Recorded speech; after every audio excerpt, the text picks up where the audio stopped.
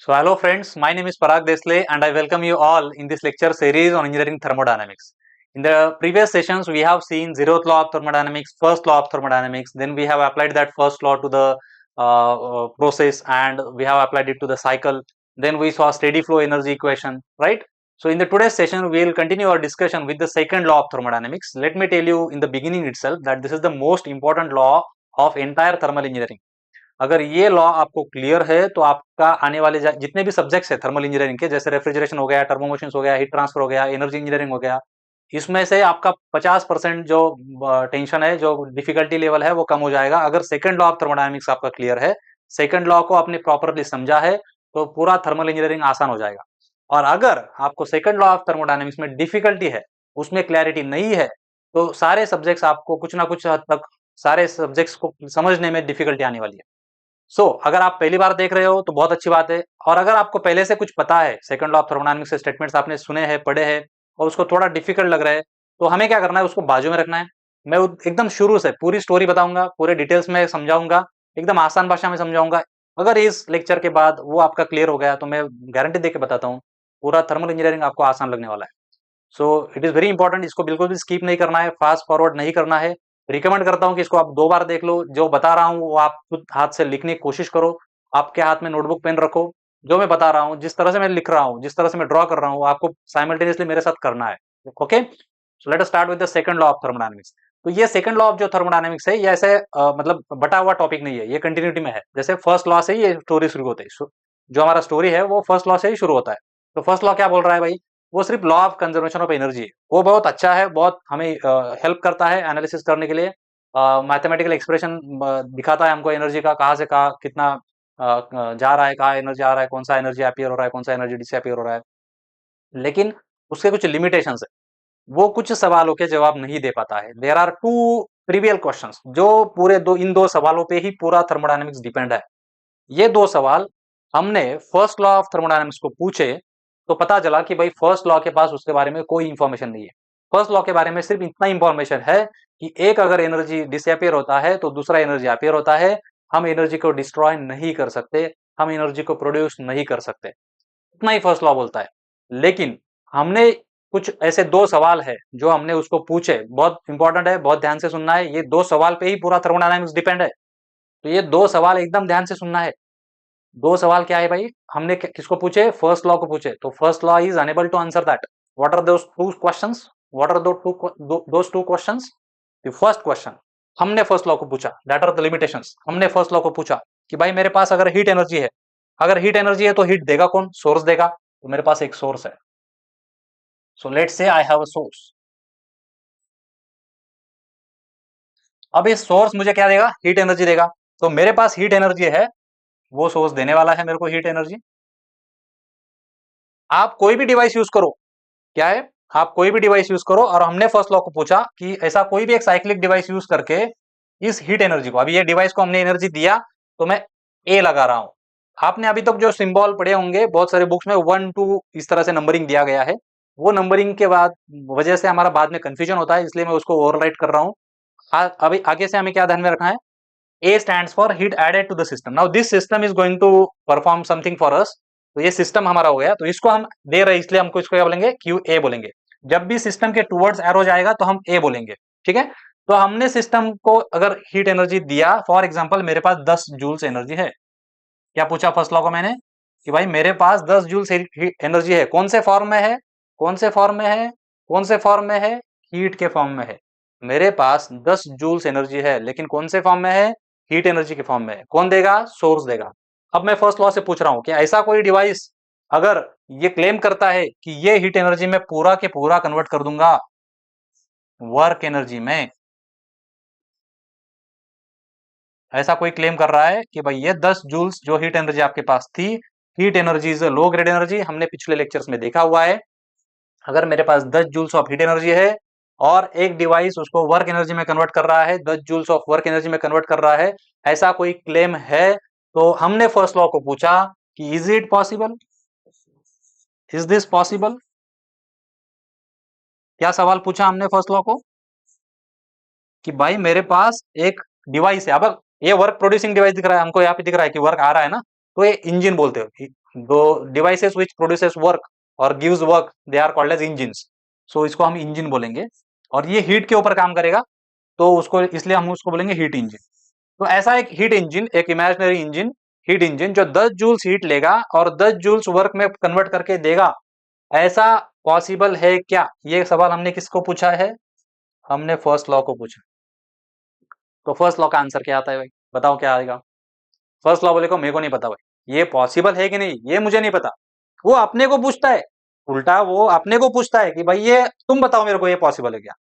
तो अगर हमने उसको जवाब दिया कि हाँ भाई ये पॉसिबल है, तो बोलेगा अब मैं काम करता हूँ। वो बोलेगा अगर ये पॉसिबल है तो एनर्जी ना प्रोड्यूस हुआ है ना डिस्ट्रॉय हुआ है, 10 जूल्स अगर डिसअपियर हुआ है तो 10 जूल्स अपीयर होगा। इतना ही इंफॉर्मेशन फर्स्ट लॉ देता है, वो हमें ये नहीं बताता है कि ये पॉसिबल होगा कि नहीं होगा। मतलब first law of thermodynamics plays is role once the process is over. मतलब वो प्रोसेस कंप्लीट होने के बाद अपना काम करता शुरू करता है। प्रोसेस होने से पहले उसको हमने पूछा कि ये प्रोसेस होगा कि नहीं होगा, इसका जवाब उसके स्टेटमेंट में नहीं है। फिर से एक बार फर्स्ट लॉ का स्टेटमेंट रीड करो आप, आपको दिखेगा उसमें ऐसा कोई इंफॉर्मेशन नहीं है कि ये पॉसिबल है या नहीं है। वो कब बोलता है कि अगर आपका प्रोसेस हुआ है तो उसमें कुछ भी डिस्ट्रॉय नहीं हुआ, उसमें कुछ भी प्रोड्यूस नहीं हुआ, सिर्फ एक फॉर्म एनर्जी डिसअपियर हुआ है, दूसरा फॉर्म ऑफ एनर्जी अपीयर हुआ है, इतना ही वो बोलता है। लेकिन उसको अगर पूछा, पहले पूछा कि ऐसा एक इमेजिनरी प्रोसेस मैंने रिकमेंड किया है, मैंने प्रपोज किया है, तो वो पॉसिबल है या नहीं है, वो बोलता है मेरे को नहीं पता। So he says that I don't no.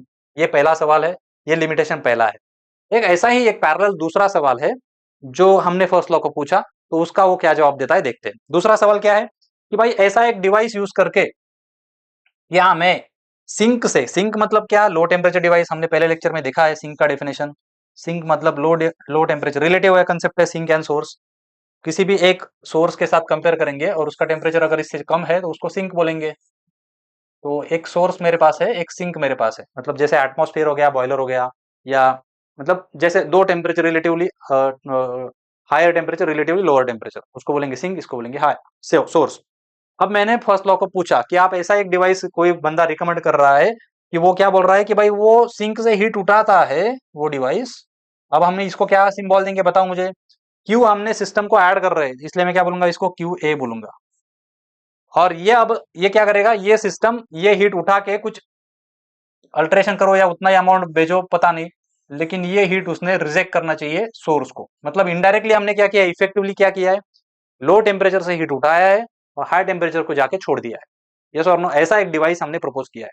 Yes, अब इसको रेफ्रिजरेटर और हीट पंप बोलते हैं, क्यों बोलते हैं बाद में देखेंगे, फिलहाल अब मैं नाम देने के लिए दे देता हूं, बाद में डिस्कस करेंगे। ऐसा एक रेफ्रिजरेटर और हीट पंप हमने डिजाइन किया है जो क्या कर रहा है, लो टेम्परेचर से हीट उठा रहा है और हाई टेम्परेचर को जाके छोड़ रहा है। हमने फर्स्ट लॉ को पूछा कि भाई ये पॉसिबल है क्या? क्या सवाल है? Is it possible? Is this possible? Is this possible? बताओ भाई, फर्स्ट लॉ को पूछा हमने, बताओ मेरे को ये पॉसिबल है क्या? क्या बोलेगा फर्स्ट लॉ? भाई मेरे को नहीं पता, ये पॉसिबल है कि नहीं पॉसिबल मुझे नहीं पता, मेरे को क्या पता है। वो अपने को पूछता है उल्टा, वो अपने को क्या पूछता है, तुम बताओ भाई ये पॉसिबल है क्या? अगर हमने बताया कि ये पॉसिबल है तो बोलता है कि भाई जितना हीट इधर से लूज हुआ है उतना हीट इधर गेन होगा। कब पिक्चर में आया ये लॉ? ये लॉ मतलब फर्स्ट लॉ तब पिक्चर में आता है जब प्रोसेस हो जाता है। अब ये प्रोसेस हमने उसको बोला कि ये हुआ है, तो वो क्या बोलेगा, जितना हीट इसने लूज किया उतना हीट इसने गेन किया। There is no destruction, there is no production, there is only conversion from one form to other form और one place to other place transmission. इतना ही फर्स्ट लॉ बोलता है। लेकिन उसको हमने पूछा कि भाई ऐसा ट्रांसफर लो टेम्परेचर से हाई टेम्परेचर तक मेरे को हीट को करना है, तो ये पॉसिबल है क्या? तो इसका जवाब फर्स्ट लॉ देता है नहीं, मुझे पता नहीं, नहीं नहीं मुझे पता नहीं, उसको पता नहीं। These are the two trivial limitations of first law of thermodynamics. और इसी के ऊपर पूरा थर्मोडायनेमिक्स आगे डिपेंड करता है। इसके जो जवाब है जो सेकंड लॉ ने दिए है उसके ऊपर पूरा थर्मोडायनेमिक्स डिपेंड करता है। तो ये दो डायग्राम जो है ये बहुत इंपॉर्टेंट डायग्राम्स है, इनको इतना क्लियरली प्रॉपरली ऑब्जर्व करना है, दो बार ड्रॉ करके देखना है। ये लिमिटेशंस आप खुद ड्रॉ करो, आगे बढ़ो मत, जल्दबाजी मत करो। यहाँ पे अगर टाइम दोगे तो पूरा आगे का थर्मोडायनेमिक्स का प्रिपरेशन में टाइम बचेगा। अभी से बोल रहा हूँ, इसको ठीक से करो, इसको बिल्कुल भी लाइटली मत लो। ये दो खुद ड्रॉ करो, लिमिटेशंस ड्रॉ करो। इज इट पॉसिबल लिखो इधर, इज इट पॉसिबल लिखो इधर। क्या बोलेगा आंसर, क्या आएगा फर्स्ट लॉ का? इतना टाइम दे रहा हूं, इंपॉर्टेंट है। आंसर है फर्स्ट लॉ का, क्या बोलता है फर्स्ट लॉ, मेरे को पता नहीं।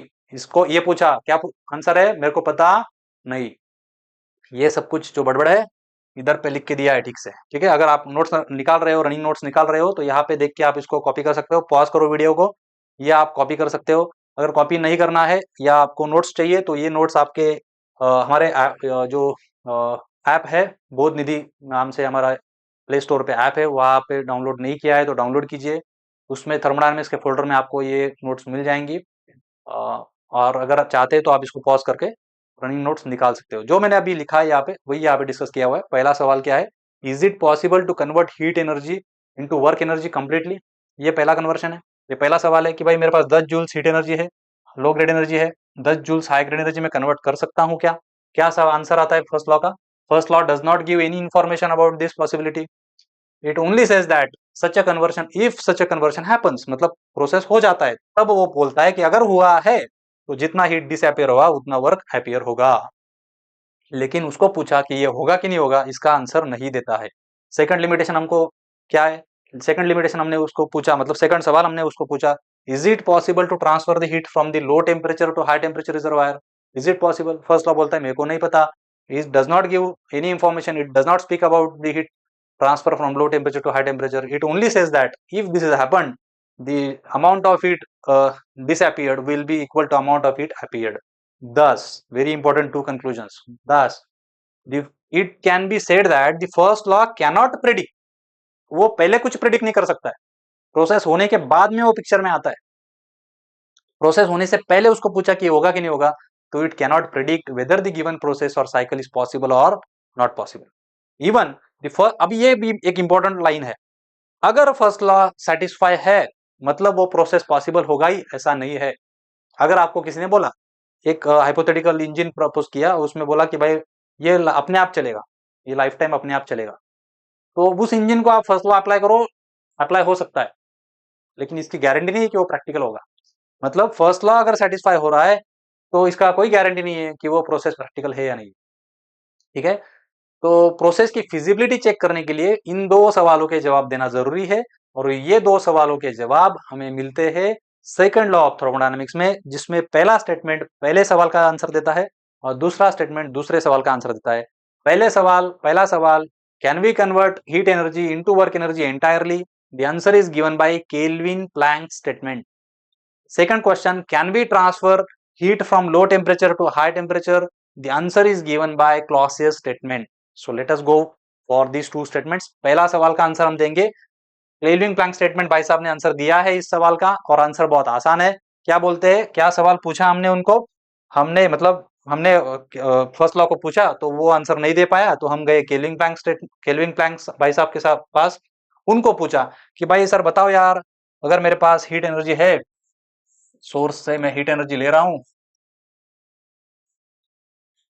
तो ये सोर्स से मैंने जो हीट एनर्जी लिया है आपके डिवाइस को दूंगा, एक साइक्लिक डिवाइस को दूंगा। By the way cyclic device के बारे में बात चल रही है, इसके बारे में हम बाद में बात करेंगे, साइक्लिक वर्ड क्यों है इसमें, फिलहाल हम उसको होल्ड पे रखते हैं। तो ये एक साइक्लिक डिवाइस है, उनको पूछा कि ये कंप्लीट कन्वर्शन करेगा कि नहीं करेगा। 10 जूल्स अगर मैं दे रहा हूं तो 10 जूल्स में ट्रांसफर करेगा कि नहीं करेगा। क्या आंसर है, केल्विन भाई साहब ने एकदम स्ट्रेट फॉरवर्ड और रूथलेसली आंसर दे दिया कि नॉट पॉसिबल, ये बिल्कुल मुमकिन नहीं है, दिस इज नॉट पॉसिबल। तो क्या पॉसिबल है, उनको हमने पूछा, भाई ऐसा थोड़ी चलेगा नहीं बोल दिया और भाग गए, पूरा आंसर देना पड़ेगा। ये अगर नहीं पॉसिबल है तो पॉसिबल क्या है, तो केल्विन भाई साहब समर्थ है आंसर देने के लिए। वो बोलते हैं भाई पॉसिबल क्या है बताता हूँ, रुक जाओ थोड़ा। बोलते हैं कि भाई अगर तेरे पास सोर्स है और वहां से तू अगर हीट ले रहा है, देखो डायग्राम ठीक से याद, मैं जिस तरह से ड्रॉ कर रहा हूं वो बहुत इंपॉर्टेंट है। सोर्स है, आपके पास एक हीट इंजन है, और आप अगर सोर्स से हीट ले रहे हो, सोर्स से हीट ले रहे हो मतलब आपने सिस्टम में हीट ऐड किया है, हीट इंजन में हमने हीट ऐड किया है, तो आपको वर्क मिलेगा लेकिन पूरा नहीं मिलेगा। This is not possible to convert it entirely, you can convert it partially. मतलब अगर 10 जूल्स इधर से आए हैं तो इधर आप पार्शियली 3 जूल्स कन्वर्ट कर सकते हो।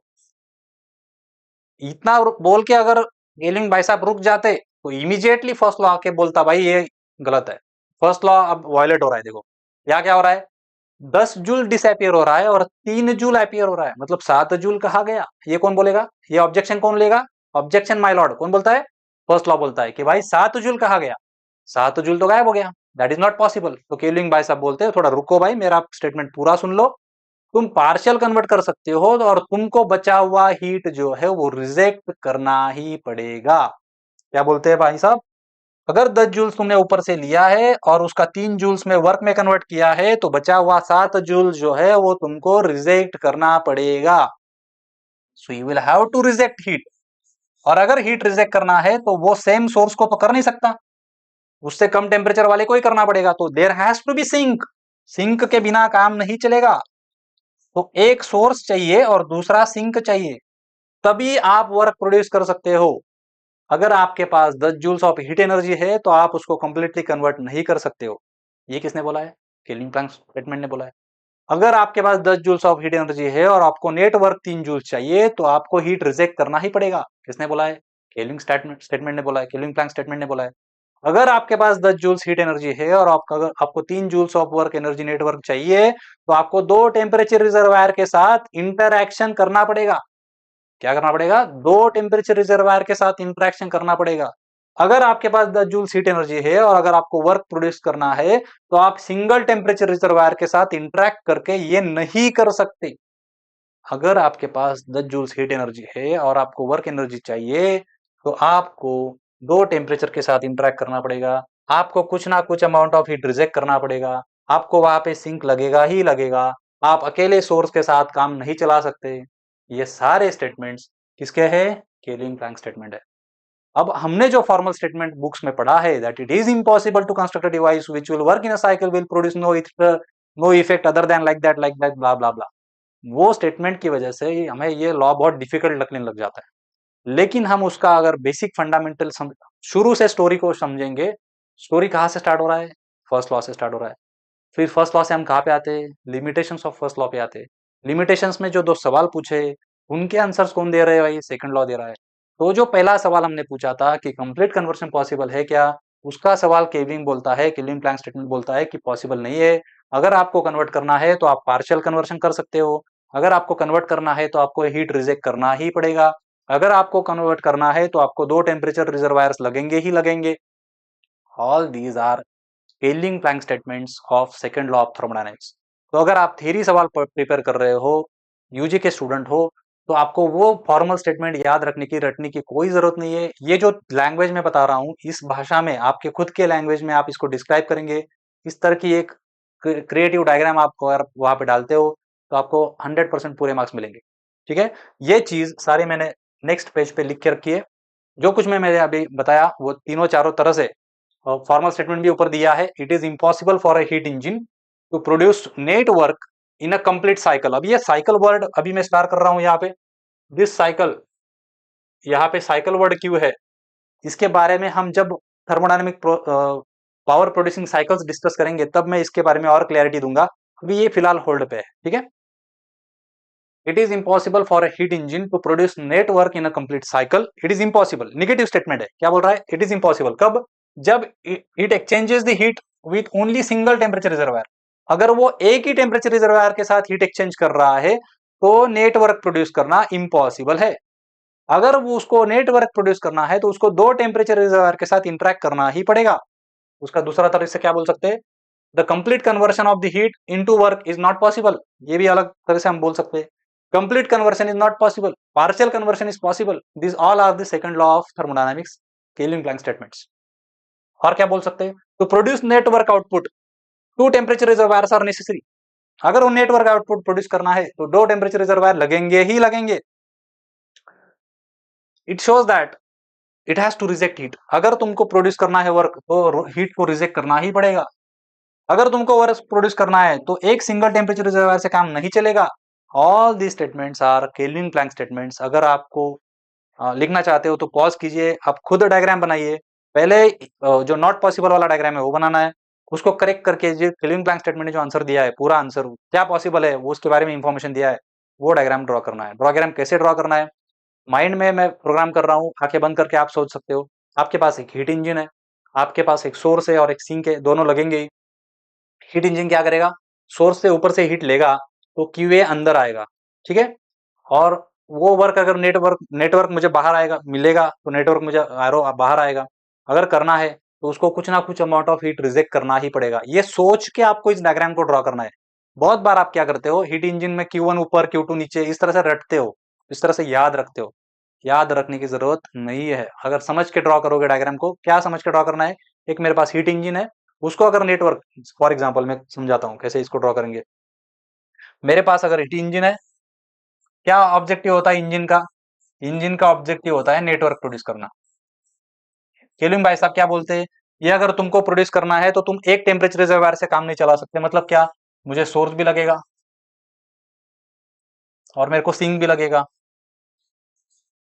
तो अगर मेरे को वर्क चाहिए तो मैं अगर सोर्स से हीट ले रहा हूं, मतलब हीट ऐड कर रहा हूं मैं इसमें, तो मेरे को कुछ ना कुछ अमाउंट ऑफ हीट रिजेक्ट करना ही पड़ेगा। हो गया डायग्राम। क्या रटने की जरूरत है? कुछ भी याद रखने की जरूरत नहीं है। यस और नो? Getting my point?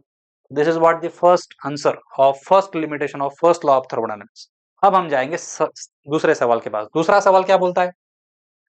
दूसरा सवाल बोलता है कि भाई, is it possible to transfer the heat from low temperature to high temperature? आप बोलेंगे ये तो 10वीं का बच्चा बोल देगा भाई नहीं पॉसिबल है, ये कैल्विन क्लॉसियस का इतना बड़ी बात क्या है। लेकिन वो उस टाइम पे बोला गया था, ये क्लैरिटी नहीं था, इसको फॉर्मल स्टेटमेंट में नहीं बोला गया था किसी जगह। इसलिए क्लॉसियस भाई साहब ने बोला कि भाई ये पॉसिबल नहीं है। हमें, अगर हमारे पास एक सिंक है, सिंक मतलब लो टेम्परेचर डिवाइस, आपको कोई भी एक और आपके पास एक सोर्स है, सोर्स मतलब हाई टेम्परेचर डिवाइस, और आपको एक डिवाइस यूज करना है, वो हीट उठाएगा, नीचे से हीट उठाएगा, मतलब इस डिवाइस में हम हीट ऐड करेंगे और उसने क्या करना चाहिए, ऊपर जाके हाईएस्ट टेम्परेचर रिजर्वायर को हीट रिजेक्ट करना चाहिए। ऐसे डिवाइस को हम रेफ्रिजरेटर और हीट पंप बोलते हैं। तो ऐसा क्यों बोलते हैं बाद में देखते हैं। ऐसा डिवाइस, इज इट पॉसिबल, हमने किसको पूछा, क्लॉसियस भाई साहब को पूछा। क्या आंसर आया क्लॉसियस भाई साहब से? ये पॉसिबल नहीं है, दिस इज नॉट पॉसिबल। तो हमने उनका पूछा भाई पॉसिबल क्या है वो तो बताओ। तो वो बोलते हैं कि भाई अगर तुमको ये पॉसिबल करना है, तुमको अगर ये पॉसिबल करना है, मतलब क्या, तुमको सोर्स को हीट देना है, ऊपर लो हाई टेम्परेचर रिजर्वायर तक हीट पहुंचाना है। कहां से उठा के? लो टेम्परेचर रिजर्वायर से उठा के, सिंक से उठा के तुमको क्या करना है, हीट पहुंचाना है। नीचे से उठा के मतलब सिस्टम में हीट ऐड करना है और सिस्टम ने ऊपर जाके रिजेक्ट करना चाहिए। ऐसा अगर तुमको करना है तो ये स्पॉन्टेनियस हो गया, ये नेचुरल हो गया, कुछ नहीं है उसमें एक्स्ट्रा। तो ये पॉसिबल नहीं है। नॉन स्पॉन्टेनियसली अगर तुम, मतलब ये नॉन स्पॉन्टेनियस प्रोसेस तुमको करना है, ये अगर पॉसिबल करना है, तो तुमको एक्सटर्नल सोर्स ऑफ वर्क, मतलब एक्सटर्नल वर्क देना पड़ेगा। You will have to supply some net work, then only you can do this. तो इस सिस्टम को तुमको नेट वर्क देना पड़ेगा। तो नेटवर्क का एरो का आएगा, अंदर आएगा, then this is possible. So this is what non-spontaneous process. If I want to make this non-spontaneous process, this is a non-spontaneous process. If I want to make this non-spontaneous process possible, I will have to supply some external work. Non spontaneous मतलब क्या, low temperature से high temperature, मतलब बर्फ में से heat निकलना चाहिए और हवा में अपने आप जाना चाहिए। चलेगा, होगा क्या ऐसा, मतलब पानी आपने रखा, क्या बोल रहे हैं ये बोल रहे हैं, मतलब क्या बोल रहे हैं आप, आपने एक कटोरे में पानी रखा और आप बोल रहे हैं अभी या इस पानी में से हीट निकल जाना चाहिए हवा में और अपने आप ये पानी आइस बनना चाहिए। होगा क्या ऐसा? इस पानी में से हीट निकल के हवा में जाना चाहिए और अपने आप ये पानी जो है वो आइस बनना चाहिए, मतलब ठंडा होना चाहिए। Is it possible? No possible, not possible. अगर ये करना है तो आपके घर में रेफ्रिजरेटर है, आपके घर में रेफ्रिजरेटर क्या करता है, उस पानी में से हीट निकालता है और हवा में भेज देता है। पानी में से हीट निकालता है और एटमॉस्फेयर में भेज देता है। इसके लिए आपको इलेक्ट्रिसिटी लगता है, वर्क कंज्यूम करता है ना, कंप्रेसर होता है उधर, तो मतलब आपको खर्चा है उसके लिए, आपको एक्सटर्नल वर्क देना पड़ेगा तभी पॉसिबल है। तो ऐसे डिवाइस को जो कूलिंग पर्पस के लिए यूज किया जाता है, मतलब किसी चीज में से हीट निकाल के उसको ठंडा करने के लिए एटमॉस्फेयर से उसका टेम्परेचर ड्रॉप करवाना है, तो उसे बोला जाता है रेफ्रिजरेटर। उसे क्या बोला जाता है? रेफ्रिजरेटर। तो यही डिवाइस रेफ्रिजरेटर का भी काम कर सकता है, क्योंकि ये क्या कर रहा है, इसमें से हीट निकाल रहा है। तो इसमें से हीट अगर निकालता है और इसको अगर हम बंद कर देते हैं, ये जो चेंबर है इसको हम क्लोज कर देते हैं, तो क्या होगा, इसका टेम्परेचर ड्रॉप होना शुरू हो जाएगा। तो ये कूलिंग प्रोसेस हो गया, मतलब ये कूलिंग हो गया। This is called as refrigeration. अगर एक क्लोज स्पेस में से हीट निकालना है और उसका टेम्परेचर ड्रॉप करवाना है, इस फेनोमेना को क्या बोलते हैं, रेफ्रिजरेशन बोलते हैं। तो ये डिवाइस रेफ्रिजरेटर का काम कर रहा है। और अगर ये इसी तरह से यही डिवाइस यूज करके मैं ये जो हीट यहाँ पे रिजेक्ट कर रहा हूँ, जो एटमॉस्फेयर में छोड़ रहा हूँ, उसको मैंने ट्रैप किया और उसमें एक चेंबर में डाल दिया और उस चेंबर को इंसुलेट किया, तो क्या होगा, इस चेंबर का टेम्परेचर क्या होने लग जाएगा, बढ़ने लग जाएगा। तो अब यही डिवाइस हीटिंग का काम कर रहा है, एक पर्टिकुलर एम्बियंस को हीट कर रहा है, एक पर्टिकुलर स्पेस को क्या कर रहा है, हीट कर रहा है। तो क्या बोलेंगे इसको, हीट पंप बोलेंगे। तब उसको क्या बोलेंगे, हीट पंप। मतलब एक ही डिवाइस को हम रेफ्रिजरेटर भी बोल सकते हैं और उसी डिवाइस को हम हीट पंप भी बोल सकते हैं, depending on my purpose. If my purpose, my objective is to cool something, किसी चीज को मेरे को ठंडा करना है, तो इसी डिवाइस को मैं रेफ्रिजरेटर बोलूंगा। अगर किसी जगह का मेरे को चीज को मुझे गर्म करना है और इसी डिवाइस को यूज करके मैं करता हूं, तो उस डिवाइस को मैं तब क्या बोलूंगा, हीट पंप बोलूंगा। तो रेफ्रिजरेटर और हीट पंप हम दोनों एक ही डिवाइस को बोल सकते हैं। Every refrigerator can be used as heat pump and every heat pump can be used as refrigerator. यहां तक क्लियर है। अब हम आएंगे स्टेटमेंट के पास वापस। स्टेटमेंट क्या बोलता है भाई, every non spontaneous process is not possible. हर non spont, not only about heat. पानी भाई लो लेवल से हाई लेवल तक नहीं जा सकता, नॉन स्पॉन्टेनियस है। Water flows from high level to low level, spontaneous है। Electricity flows from high potential difference to low potential difference, spontaneous है। Knowledge flows from high wise person to illiterate person, spontaneous है। Yes और no. Air flows from high pressure to low pressure, spontaneous है। Every spontaneous process is possible, that is naturally possible, उसको कुछ नहीं लगेगा, अपने आप होगा। Every non-spontaneous process is not possible unless and until we supply something, we expense something, we खर्चा करेंगे कुछ तो तभी पॉसिबल है। So every spontaneous process is possible, every non-spontaneous process is not possible unless and until we will supply external work, and this is said by Clausius statement. It is impossible to construct a cyclic device which will produce no effect other than transferring the heat from low temperature to high temperature. ये यहाँ पे formal statement है, ये नहीं याद रहता है तो आप ये जो अल्टरनेट स्टेटमेंट्स मैंने बताए, that what are alternate statements, कि भाई हर स्पॉन्टेनियस प्रोसेस पॉसिबल है, नेचुरली पॉसिबल है। अगर नॉन स्पॉन्टेनियस प्रोसेस को तुमको पॉसिबल करवाना है तो तुमको एक्सटर्नल वर्क देना पड़ेगा और उस डिवाइस को रेफ्रिजरेटर और हीट पंप हम बोल सकते हैं। So that is what everything is written here. अपने आप ये खुद डायग्राम ड्रॉ करो, नॉट पॉसिबल वाला स्टेटमेंट भी लिखो, उसको पॉसिबल कैसे बनाया उसका डायग्राम भी ड्रॉ करो। ये डायग्राम्स में अभी देखो यहाँ पे क्यूए नीचे आ रहा है, इसको नीचे ऊपर ऐसे याद नहीं रखना है, डायग्राम ड्रॉ करते हैं समय पे सोच के करना है। यहाँ पे क्या कर रहे हैं हम, इस डिवाइस में हीट ऐड करिए ना, तो क्यूए बोलेंगे इसको, और ये डिवाइस क्या कर रहा है, हीट रिजेक्ट कर रहा है, तो उसको क्यूआर बोलेंगे। तो इसलिए यहाँ पे क्यूआर ऊपर जा रहा है, क्यूए नीचे आ रहा है। तो ऐसे उसको याद रखने नहीं, रख के नहीं करना है, उसको सोच के समझ के जब डायग्राम ड्रॉ करेंगे तो वो, जैसे मैं ये इसके लिए भी बताता हूँ, इसको कैसे याद रखेंगे। ऐसा डिवाइस मुझे चाहिए, उसको रेफ्रिजरेटर और हीट पंप बोल सकते हैं बेस्ड ऑन माई ऑब्जेक्टिव।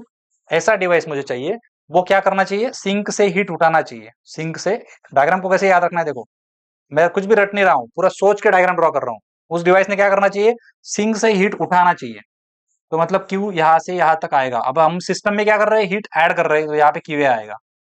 अब ये सिस्टम क्या करेगा, ऐसा सिस्टम जिसने हीट उठाना चाहिए और ऊपर वाले सोर्स को जाके छोड़ देना चाहिए, मतलब हाई टेम्परेचर रिजर्वायर को जाके ये हीट छोड़ देना चाहिए।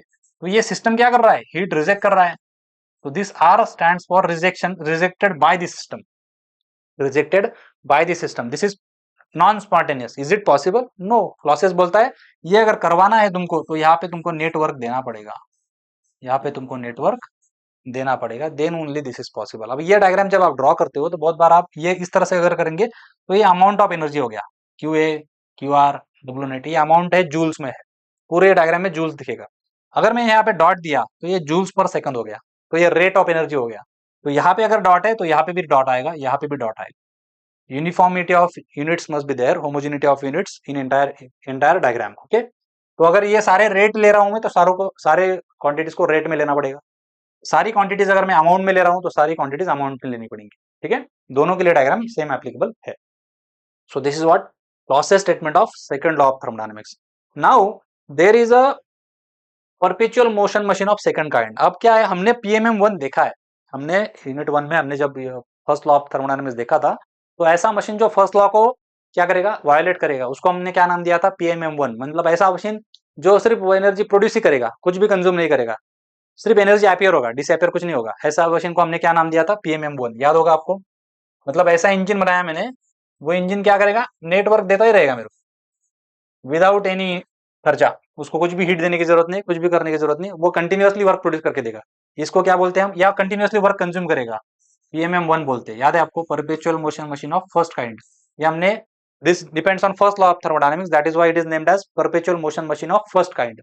इसी तरह से एक मशीन हम सेकंड लॉ के ऊपर भी डिपेंड करते हैं, उसको बोलते हैं perpetual motion machine of second kind. वो क्या बोलता है कि ऐसा भी डिवाइस पॉसिबल नहीं है जो केल्विन प्लैंक स्टेटमेंट को वायलेट करेगा। तो ऐसा हीट इंजन पॉसिबल नहीं है जो कि हीट लेगा इधर से, सोर्स से हीट लेगा, और 10 जूल्स अगर हीट लिया है तो वो 10 जूल्स वर्क में कन्वर्ट करके देगा, कंप्लीट कन्वर्ट करके देगा। ये पॉसिबल नहीं है। अगर ऐसा है, ऐसा कोई रिकमेंड करता है, तो उस डिवाइस को नाम देंगे PMM 2, PMM 2, and this is violating the Kelvin Planck statement, and that is why this is not possible. PMM2 is not possible because it is violating Kelvin Planck statement. Because it is violating Kelvin Planck statement. Okay, यहाँ तक clear है सबको? So that is what the perpetual motion machine of second kind, जो कि यहाँ पे लिख के रखा है। मतलब ऐसा, अभी ये efficiency वर्ड क्या है ये आगे हम पढ़ेंगे, तब अभी यहाँ पे नहीं आएंगे इसके ऊपर। लेकिन ऐसा मशीन पॉसिबल नहीं है जो 100% कन्वर्ट करके देगा हीट से लेके वर्क तक। वही है जो हमने अब तक डिस्कस किया है, उसको ही पीएमएम 2 नाम दिया है, और that is impossible. This is important. Okay, अब जाएंगे हम equivalence of this two technique. अब हो क्या रहा है, हमको लग रहा है कि ये दो सवाल है, और हमको लग रहा है कि दो कंप्लीटली डिफरेंट सवाल है।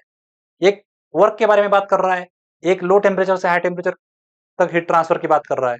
तो इन दो सवालों का एक दूसरे से कोई संबंध नहीं है, ऐसा हमको अपैरेंटली लगता है। लेकिन हम उसको अगर ध्यान से समझेंगे तो हमको पता चलेगा कि ये दोनों स्टेटमेंट एक ही बात बता रहे हैं। वो हम प्रूव कर सकते हैं। कैसे करेंगे? मतलब ये दोनों स्टेटमेंट जो है हमको लगते दो है, लेकिन है वो एक ही। That is equivalence of both statements. कैसे प्रूव करेंगे? तो समझो मेरे पास एक हीट इंजन है, एक टेम्परेचर रिजर्वायर है, और वो सोर्स है, और एक सिंक है।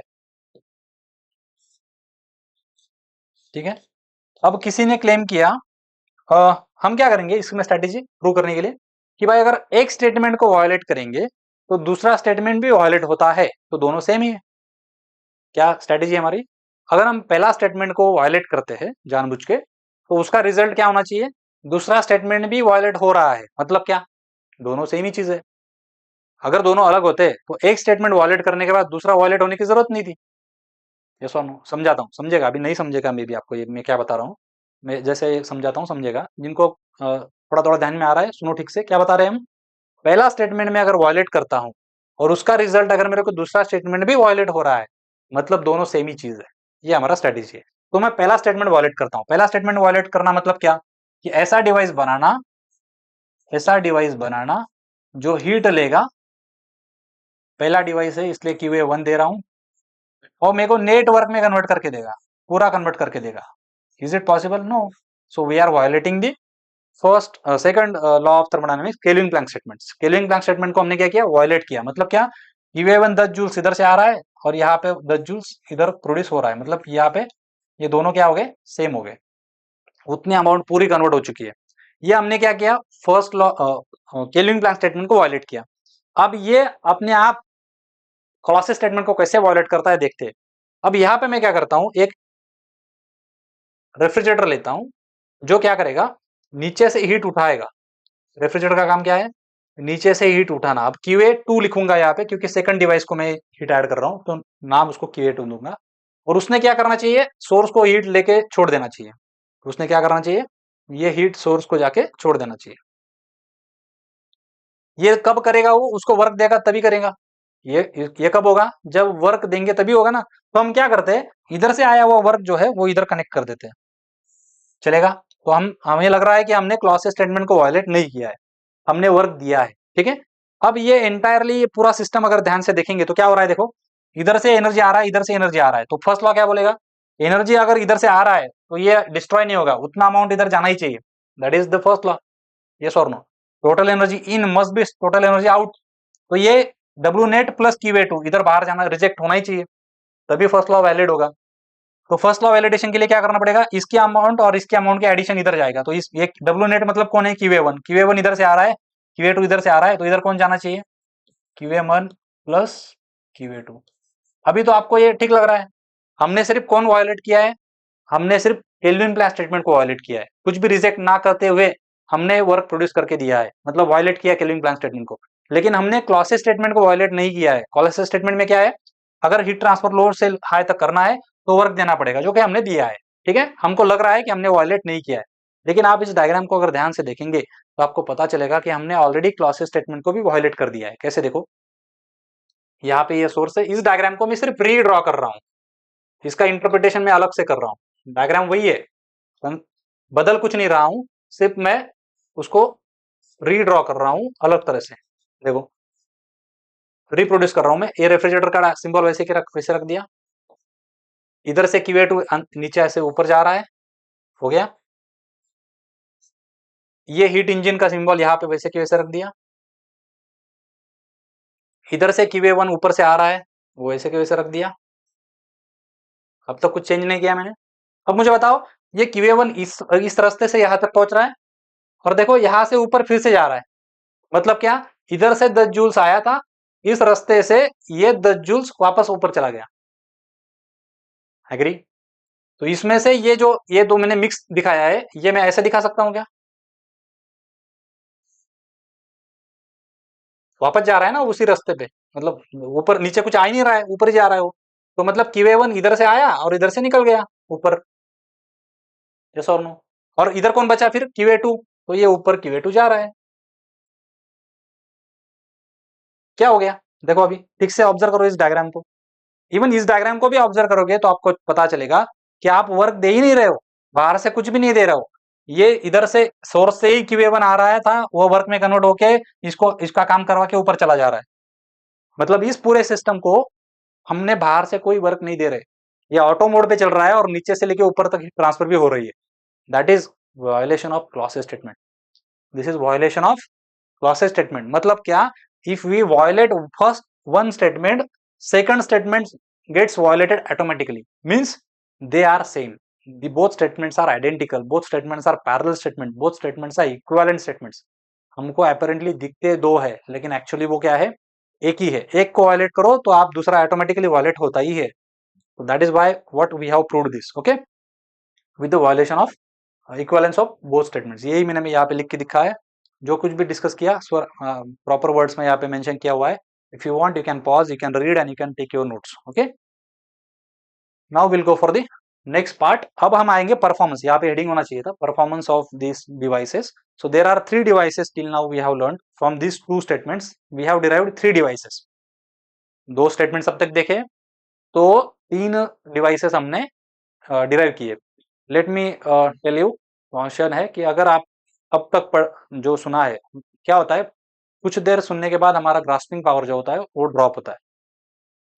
तो अगर अब तक सुन के ग्रास्पिंग थोड़ा डगमगाया है तो आई विल रिकमेंड यू कि ब्रेक लो, अब तक जो पढ़ा है फिर से ड्रॉ करो, फिर खुद रिकॉल करो जिस प्रोसेस में, जिस सीक्वेंस में मैंने समझाया। क्या सीक्वेंस है, पहले मैंने फर्स्ट लॉ को याद करवाया, उसके दो लिमिटेशंस मैंने उसको दो सवाल पूछे, वो दो सवाल याद करो, वो दो सवाल याद ड्रॉ करने के लिए मैंने कौन सी दो डायग्राम्स यूज की थी, उनको याद करो, उनको ड्रॉ करो खुद, फिर दूसरे पेज पे उनके आंसर्स, एक एक स्टेटमेंट के आंसर खुद लिखो कि केल्विन प्लैंक स्टेटमेंट ने उसका क्या आंसर दिया, वो डायग्राम बनाओ खुद। वो डायग्राम बहुत इंपॉर्टेंट है, उसके ऊपर पूरी आपकी थर्मोडायनेमिक साइकिल्स के डायग्राम्स बनने वाली है, आगे मैं समझाऊंगा, आगे आने वाले स्लाइड्स में वही काम है हमारा, कि उस एक डायग्राम को यूज करके हम पूरा थर्मोडायनेमिक साइकिल के जो कंपोनेंट्स है उनके डायग्राम बनाने वाले हैं। तो उस डायग्राम को पूरा आपके दिमाग में छपवाना है, पूरा उसको एकदम क्रिस्टल क्लियर होना चाहिए कि कैसे डायग्राम बनता है, बिल्कुल भी उसमें कोई एम्बिग्यूटी नहीं होनी चाहिए। अभी टाइम लो, अभी टाइम लोगे तो आगे का टाइम बचेगा। फिर से बता रहा हूँ, if you are tired, take a pause, take a break, fresh हो जाओ, फिर कंटिन्यू करो, क्योंकि मैं सेशन तो एक ही करने वाला हूँ पूरा, क्योंकि ये एक ही सेशन में पूरा होना चाहिए, सो दैट मेरा जो कंटिन्यूटी है बात करने का, मैं जो समझाया हूँ, तो मेरे स्टेटमेंट्स मुझे क्लियर होते हैं, तो सो दैट बेटर वे से मैं डिलीवर कर पाऊंगा। इसलिए मैं पूरा कंटेंट जो है एक ही बड़े लेक्चर में लेने वाला हूँ। May be time will be more. अब कितना हुआ है टाइम, अभी तक आई थिंक 40 मिनट हो चुके हैं, तो अभी ये 15-20 मिनट चलेगा, तो पूरे 1-1.5 घंटे का लेक्चर है, बड़ा लेक्चर है। तो मैं आपको रिकमेंड करता हूं कि अगर आप थक चुके हैं तो ब्रेक लीजिए, थक नहीं भी चुके हैं तो भी पॉज कीजिए, खुद पूरा आप तक बनाइए, रिवीजन कीजिए, फिर मेरे साथ आगे बढ़िए। Is that okay? I hope you have done that. ठीक है, अब हम जाएंगे परफॉर्मेंस ऑफ द डिवाइसेस। अब ये मैंने क्या बताया आपका, क्या समझा हमने? हमने दो स्टेटमेंट समझे हैं, Kelvin Planck statement and Clausius statement. उसमें हमने देखा कि भाई केल्विन प्लैंक स्टेटमेंट जो है वो वर्क प्रोडक्शन के बारे में बात करता है, वर्क प्रोड्यूस करने के बारे में बात करता है। वो डिवाइस को हमने नाम दिया था इंजन, और हीट के ऊपर काम कर रहा है इसलिए हीट इंजन नाम दिया।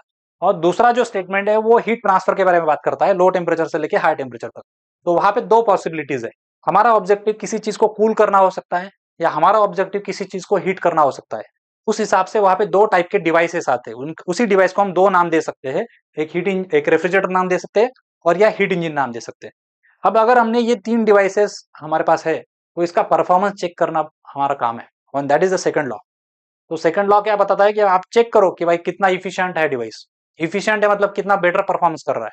तो परफॉर्मेंस पैरामीटर्स हमें चेक करने पड़ेंगे। इंजन के परफॉर्मेंस पैरामीटर का नाम होता है इफिशियंसी, थर्मल इफिशियंसी और इफिशियंसी ऑफ हीट इंजन।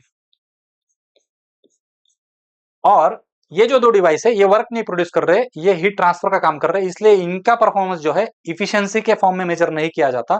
उनके परफॉर्मेंस पैरामीटर को नाम है कोएफिशिएंट ऑफ परफॉर्मेंस। क्या नाम है उसको? Coefficient of performance. देखो दोनों काम सेम ही कर रहे हैं, दोनों जो टर्मिनोलॉजीज है दोनों का काम सेम ही है। दोनों का काम क्या है? इस डिवाइस का परफॉर्मेंस मेजर करना। This is also performance parameter, this is also performance parameter. इसको नाम इफिशियंसी क्यों दिया? क्योंकि वहां पे वर्क प्रोड्यूस हो रहा है। इसको नाम इफिशियंसी क्यों नहीं दिया? क्योंकि यहाँ पे वर्क प्रोड्यूस नहीं हो रहा है, यहाँ पे हम हीट ट्रांसफर की बात कर रहे हैं, इसलिए उसको नाम क्या दिया? Coefficient of performance. लेकिन दोनों का काम क्या है? वही है। अब ये कोएफिशिएंट ऑफ परफॉर्मेंस रेफ्रिजरेटर का, इसलिए इसको हम नाम देंगे रेफ्रिजरेटर। यहाँ पे कोएफिशिएंट ऑफ परफॉर्मेंस, ये भी कोएफिशिएंट ऑफ परफॉर्मेंस ही है, क्योंकि ये भी डिवाइस वर्क प्रोड्यूस नहीं कर रहा है, लेकिन ये हीट पंप का है इसलिए यहाँ पे सीओपी देंगे। अब हम डायग्राम जो मैंने बताया आपको वो डायग्राम से रिकॉल करेंगे। कैसे ड्रॉ कर रहा हूं समझो, कैसे ड्रॉ कर रहा हूं मैं। एक मेरे पास सिंक होना चाहिए,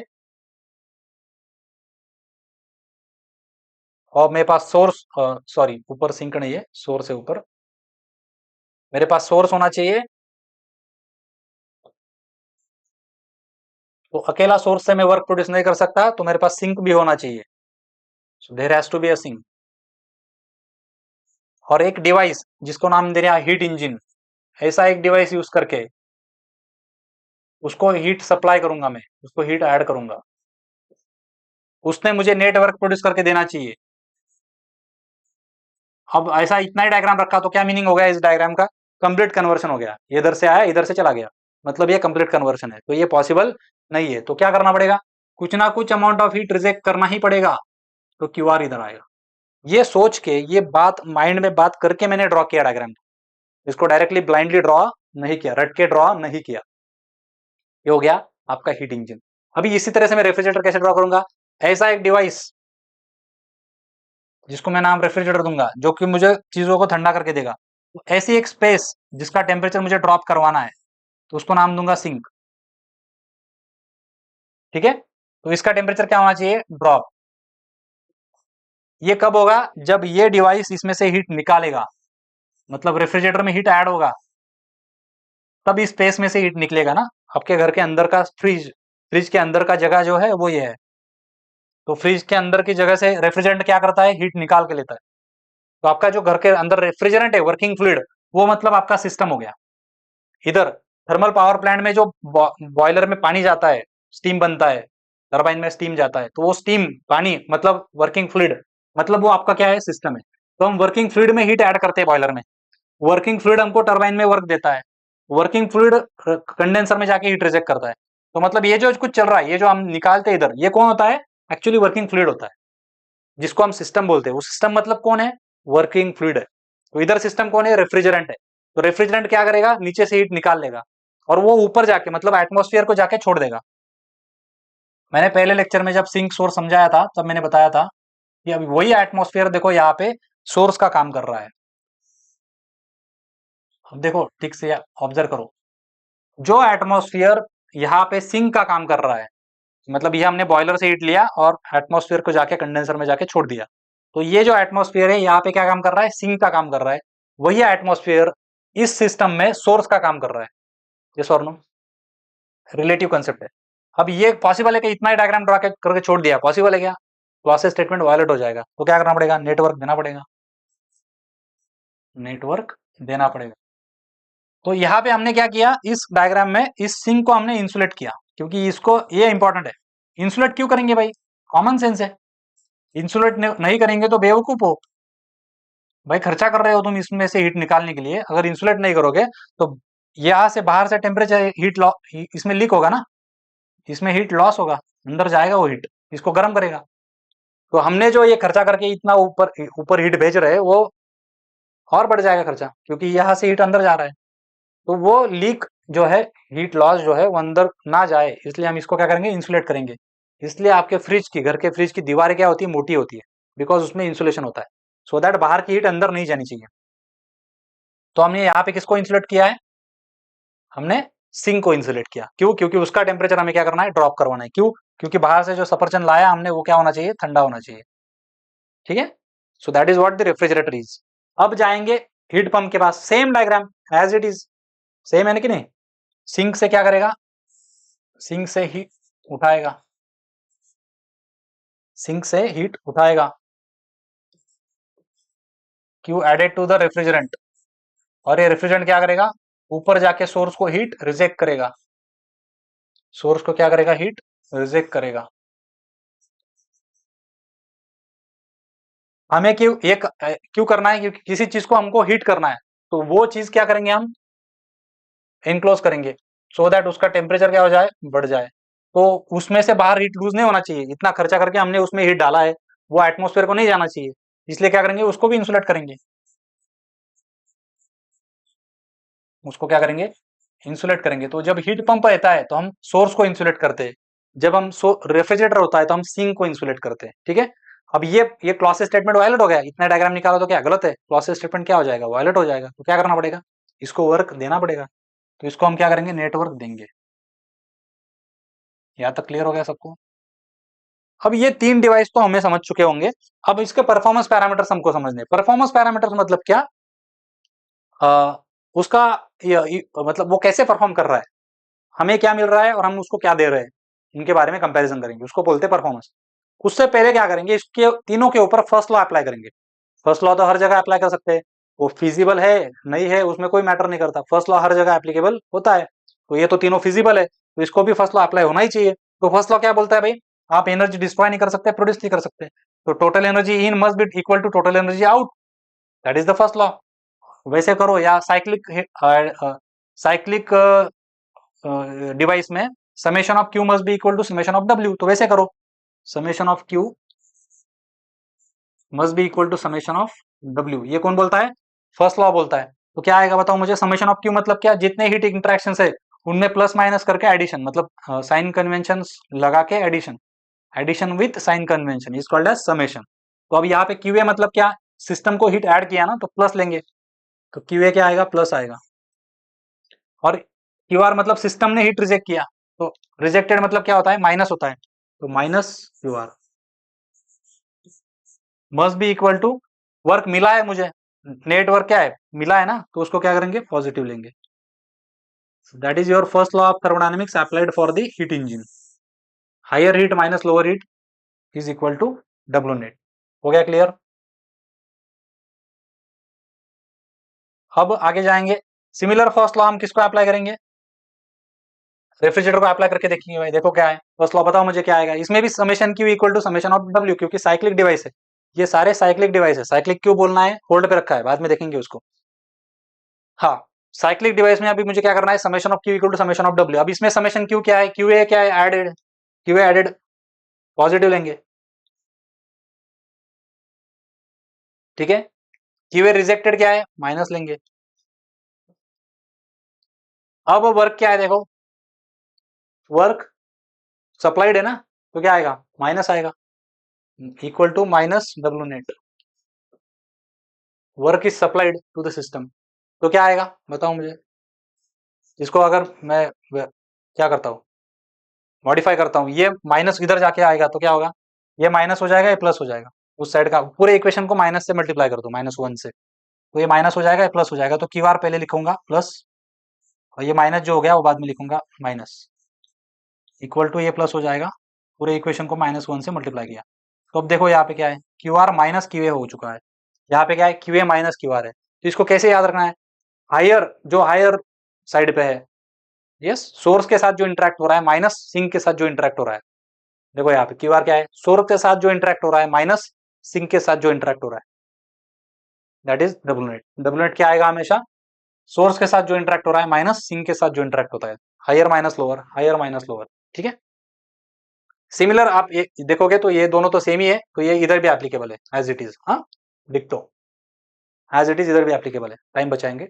हाँ अब जाएंगे हम परफॉर्मेंस के पास। परफॉर्मेंस क्या है, परफॉर्मेंस क्या बोलता है कि भाई मेरा जो ऑब्जेक्टिव वो फुलफिल हो रहा है क्या।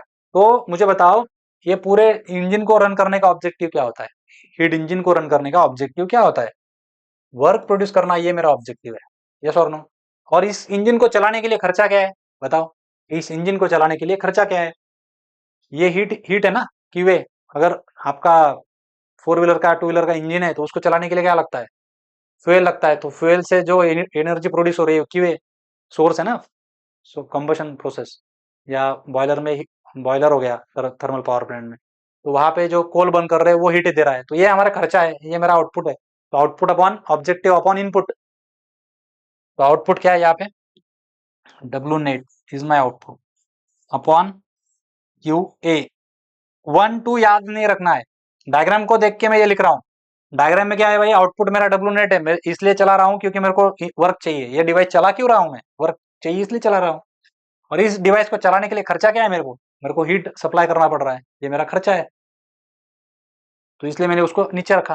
तो ये दोनों का रेशो मतलब क्या हो गया, हीट इंजन। अब यहाँ पे अगर डब्ल्यू नेट ये डाल दोगे तो क्या हो जाएगा, क्यू ए माइनस, ये डिराइव्ड फॉर्मूला है, इसको याद रखने की जरूरत नहीं है, आप खुद बना सकते हो। Q A minus Q are, ये क्या डाल दिया मैंने, डब्ल्यू नेट डाल दिया, डिवाइड बाई क्यू ए। तो क्या आएगा, क्यू ए कैंसिल हो जाएगा, 1 आएगा, 1 minus Q R by Q A, इस तरह से भी लिख सकते हो, करो आप खुद, ठीक है। ये हो गया performance of heat engine, that is thermal efficiency of the engine. इसके ऊपर भर भर के सवाल है, ये एक जो स्लाइड दिख रहा है इसके ऊपर इतने सवाल है, न्यूमेरिकल छोटे छोटे न्यूमेरिकल से, थ्योरी पे भी आपको पूछते हैं। तो बेसिक अगर क्लियर है आपका, ये डायग्राम आपका क्लियर है, तो आप ये कभी भी नहीं गलत करेंगे, ठीक है। अब जाएंगे रेफ्रिजरेटर और हीट पंप के पास। अब रेफ्रिजरेटर का सीओपी मतलब इसमें भी वही है, ऑब्जेक्टिव अपॉन इनपुट। ऑब्जेक्टिव ऊपर लिखना है, खर्चा नीचे लिखना है। ऑब्जेक्टिव क्या है रेफ्रिजरेटर को रन करने का, बताओ मेरे को, ऑब्जेक्टिव क्या है रेफ्रिजरेटर, कौन सा रेफ्रिजरेटर अच्छा है, जो रेफ्रिजरेटर ज्यादा से ज्यादा हीट एक्सट्रैक्ट करेगा ना, ज्यादा से ज्यादा हीट निकालेगा, वो रेफ्रिजरेटर क्या रहेगा, अच्छा रहेगा। तो क्यूए मेरा ऑब्जेक्टिव हो गया, जितना क्यूए बढ़ा उतना टेम्परेचर कम होगा, उतना ये सफरचंद जल्दी ठंडा होगा। घर के अंदर का फ्रिज कब अच्छा है, जब ये क्यूए जितना ज्यादा रहेगा उतना वो डिवाइस अच्छा है, मतलब क्यूए ऊपर आएगा। ये मेरा ऑब्जेक्टिव है, जितना क्यूए बढ़ा उतना सीओपी ज्यादा, इस तरह से याद रखो उसको। और इस डिवाइस को चलाने के लिए खर्चा क्या है बताओ मेरे को, इस डिवाइस को चलाने के लिए खर्चा है कंप्रेसर वर्क जो मैं दे रहा हूँ, नेटवर्क जो मैं डिवाइस को दे रहा हूँ, कंप्रेसर में खर्चा कर रहा हूँ, एनर्जी इलेक्ट्रिसिटी दे रहा हूँ, दैट इज माई खर्चा, that is my input, yes और नो। सो ये क्यूए अपॉन डब्ल्यू नेट क्या आएगा, सीओपी ऑफ रेफ्रिजरेटर आएगा। अब अगर इधर जाएंगे तो बताओ मेरे को हीट पंप का क्या आएगा। ये जो मैं लॉजिक मैंने यहाँ पे समझाया आपको कि ये डिवाइस में क्यों चला रहा हूँ, किसी चीज को ठंडा करने के लिए चल रहा हूँ, इसलिए इसका ऑब्जेक्टिव क्या रहेगा, क्यूए रहेगा। क्यूए जितना बड़ा रहेगा उतना वो चीज जल्दी ठंडा होगा। ये जैसे मैंने समझाया उसी लॉजिक से मेरे को आप खुद बताइए, आप अपने डायग्राम में आपके नोटबुक में खुद लिखिए कि इसका सीओपी क्या आएगा। सोचो, आप खुद सोचो क्या आएगा इस पूरे डायग्राम में, मेरा ऑब्जेक्टिव क्या है और इसको डिवाइस को चलाने के लिए खर्चा क्या है। आ गया खुद को, वेरी इजी। क्या है, इसका ऑब्जेक्टिव है क्यूआर, क्योंकि जितना मैं क्यूआर बढ़ाऊंगा उतना ये जल्दी गर्म होगा, यस और नो। ये स्पेस कब गर्म होगा, जितना मैं क्यूआर बढ़ाऊंगा तब ये स्पेस गर्म होगा, उतना वो हीट पंप अच्छा रहेगा। कौन सा हीट पंप लोगे आप, जो ज्यादा क्यूआर देगा, यस और नो, ज्यादा क्यूआर देगा कम से कम खर्चे में, that is that will have highest performance. कम से कम खर्चा मतलब इधर खर्चा क्या है, ये क्यूए दे रहे हैं मतलब ये खर्चा नहीं है, ये तो एटमोस्फेयर से ले रहा है ना, दैट इज नॉट माई, वो मेरे को कोई प्रॉब्लम नहीं है। मेरे को देना क्या पड़ रहा है, इलेक्ट्रिसिटी देना पड़ रहा है। इनपुट मतलब इन एरो ऐसा नहीं लेना है, इनपुट मतलब क्या, मेरे को खर्चा क्या है, मेरे को खर्चा तो डब्ल्यू नेट है, तो मैं डब्ल्यू नेट नीचे लूंगा। तो जितना खर्चा कम रहेगा उतना सीओपी ज्यादा रहेगा, जितना क्यूआर ज्यादा रहेगा उतना सीओपी ऑफ हीट पंप ज्यादा रहेगा। इधर भी जितना खर्चा कम, जितना वर्क ऑफ कंप्रेशन कम रहेगा उतनी अच्छी बात है, उतना सीओपी ज्यादा आएगा, ठीक है। इधर वैसे ही जितना हीट तुम कम सप्लाई करना पड़ेगा उतना आपका इफिशियंसी ज्यादा आएगा, जितना वर्क ज्यादा मिलेगा उतना इफिशियंसी ज्यादा आएगा। ये भाषा आपको समझनी चाहिए, ठीक है। So that is how these are the 3 performance parameters of heat engine, refrigerator and heat pump. तो अगर आप इसका थोड़ा सा मैथमेटिकल काम करेंगे तो आपको पता चलेगा कि COP of refrigerator is equal to 1 plus COP of COP of heat pump is equal to 1 plus COP of refrigerator. करके देखो, पता चलेगा, ठीक है। So that are the 3 devices जिनके 3 परफॉर्मेंसेस मैंने यहाँ पे लिख के रखे ऑलरेडी। फर्स्ट लॉ भी उसको अप्लाई करना, ये हमने सेकंड लॉ अप्लाई किया, ये हमने फर्स्ट लॉ अप्लाई किया, ठीक है। वहां से ये याद रखने की जरूरत नहीं है, ये भी फर्स्ट लॉ भी सोच के करने का है। अभी ये जो मैंने समझाया था यहाँ पे, ये समेशन ऑफ क्यू, इसको अलग से कैसे समझेंगे देखो। इसी इक्वेशन को मैं लिख सकता हूं कैसे, इधर इन एरो है ना, तो ये इन और ये दोनों बाहर जा रहे हैं, तो this equal to this plus this, ये आता है देखो, this Q A equal to this W net. इसमें साइन कन्वेंशन नहीं यूज कर रहा हूं मैं, एरो यूज कर रहा हूं, ये बाहर जा रहा है ना, तो माइनस क्यू आर। सो जो पूरे सिस्टम के अंदर आ रहा है मस्ट बी इक्वल टू जो बाहर जा रहा है। देखो क्या आएगा, डब्ल्यू नेट आएगा क्यू ए प्लस, सॉरी क्या गलत लिख दिया मैंने, ये बाहर जा रहे हैं ना दोनों, तो ये प्लस ये दोनों मिलके क्या आ रहे हैं, बाहर जा रहे हैं, ये अंदर आ रहा है। तो अब क्यू डब्ल्यू नेट क्या आएगा देखो, Q A minus Q are, Q A minus Q are. तो आप इस तरह से सोचो या इस तरह से सोचो, आंसर क्या आते, सेम ही आते। करके देखो, खुद खुद करो भाई, जब तक आप खुद लिखोगे नहीं, सिर्फ बैठ के सोफे पे लेट के, पलंग पे लेट के अगर लेक्चर देख रहे हो तो कोई फायदा नहीं है। प्रॉपरली बैठो, नोटबुक पेन हाथ में होना चाहिए, खुद लिखो। सिर्फ सुन के कोई नहीं, कुछ नहीं होगा, जब तक आप हाथ से लिखोगे नहीं तब तक याद नहीं रहेगा। सिर्फ सुनोगे, 2 दिन अच्छा लगेगा, बाद में चौथे दिन फिर से भूल जाओगे। That is what the performance of heat engine. अब जाएंगे, ये मैंने सब यहाँ पे लिख दिया है, क्या लिखा है। हीट इंजन किसे बोलेंगे, जिसका ऑब्जेक्टिव क्या है, वर्क प्रोड्यूस करना है। रेफ्रिजरेटर किसको बोलेंगे, जिसका ऑब्जेक्टिव किसी चीज का टेम्परेचर लोअर टेम्परेचर को मेंटेन करना है, एटमॉस्फेयर से कम टेम्परेचर करना चाहिए। हीट पंप क्या बोलेंगे, किसे बोलेंगे, जिसमें एटमॉस्फेयर पे ज्यादा टेम्परेचर में को मेंटेन करना है, ठीक है।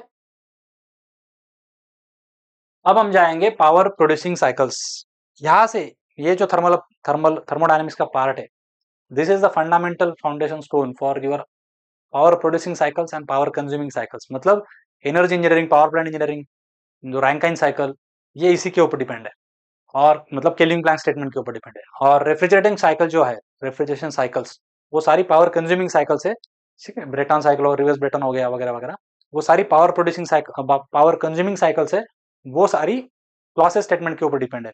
तो अगर आपको स्टेटमेंट का डायग्राम याद है तो उस डायग्राम को यूज करके ही आप इसका ब्लॉक डायग्राम भी निकाल सकते हो, और अगर पर्टिकुलर प्रोसेसेस के नाम पता है तो आपका पीवीटीएस भी निकाल सकते हो। एकदम पैरेलल है, सब कुछ लिंक्ड है, एक के बाद एक के बाद एक आता है, ठीक है। तो अब हम क्या करेंगे यहाँ पे, इस सेशन में हम क्या करने वाले हैं, हम सिर्फ ब्लॉक डायग्राम तक पहुंचने वाले हैं। अगले आने वाले सेशंस में जैसे जैसे साइकिल का नाम आएगा तब हम पीवीटीएस वगैरह एचएस देखेंगे उसका, ठीक है। तो अब हम ब्लॉक डायग्राम कैसे बनाना है, यूजिंग केल्विन प्लैंक स्टेटमेंट, मतलब सेकंड लॉ का स्टेटमेंट समझ के यूज करके ब्लॉक डायग्राम और power producing cycle, thermal power plant, IC engine कैसे बनाना है वो समझाता हूँ। देखो क्या है, क्या क्या हेडिंग है, power producing cycles, heat engine cycle. तो हमें चाहिए Kelvin Planck statement. Kelvin Planck statement क्या बोलता है कि भाई आपके अकेले सोर्स से आपका काम नहीं चलेगा, आपके पास सोर्स होना चाहिए, वहां से आपके डिवाइस ने क्या करना चाहिए, आपके हीट इंजन ने हीट लेना भी चाहिए,